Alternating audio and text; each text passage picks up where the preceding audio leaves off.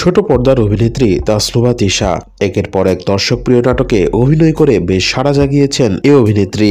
তবে পর্দায় চাহিদা সম্পন্ন এই জনপ্রিয় অভিনেত্রীকে এখন খুব কম নাটকেই দেখা যায়। জানা গেছে একের পর এক বাতিল হচ্ছে তার নাটকের কাজ, ফলে বেশ হতাশ এই অভিনেত্রী।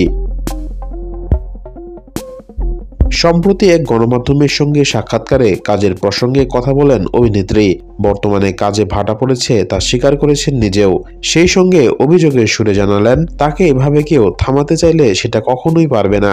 সাক্ষাৎকারে তাসনুভা তিশা কাজ প্রসঙ্গে বলেন, 2025 সালটা আমি যেভাবে আশা করেছিলাম ঠিক সেভাবে যাচ্ছে না। এখন এমনিতেও একটু কাজ কমই হচ্ছে, কিন্তু হঠাৎ করেই আমার বেশ কিছু কাজ পরপর বাতিল হয়ে যাচ্ছে।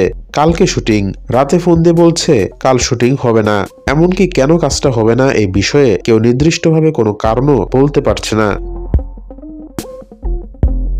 কাজ হারানোর বিষয়ে অভিনেত্রী বলেন, যে বা যারা আমাকে থামাতে চায় আমি এটা জানি তারা সেটা পারবে না ইনশাল্লাহ। আমি এতটুকু বিশ্বাস করি যে যেহেতু কারো ক্ষতি করিনি সেহেতু আল্লাহ আমাকে দেখবেন সবশেষে।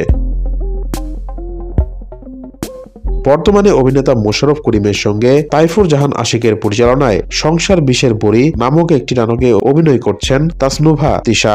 সবকিছু ঠিকঠাক থাকলে আসন্ন ঈদুল আজহায় মুক্তি পাবে নাটকটি। তবে কোন প্ল্যাটফর্মে মুক্তি পাবে এ বিষয়ে কিছুই এখনো নিশ্চিত করেননি নির্মাতা।